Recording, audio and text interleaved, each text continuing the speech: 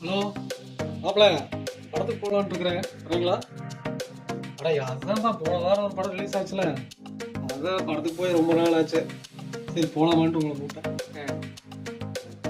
அப்படியா? படம் நல்லா இல்லையா? ஆ ஆ ஆ சரி விடு, டிவியில் பார்த்துக்கலாமா? சரி ஓகே.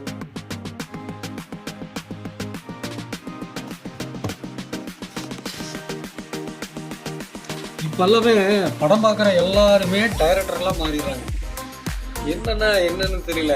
அது வந்து இந்த சீனில் அப்படி இருந்திருக்கணும், இந்த சீனில் இப்படி இருந்திருக்கணும், இந்த சீனில் இதை உள்ள விட்டுருக்கணும், அந்த பாட்டு அந்த இடத்துல இருக்கவே கூடாது அப்படின்னு சொல்லி ஒவ்வொருத்தருமே டைரக்டரை மாறிடுறாங்க.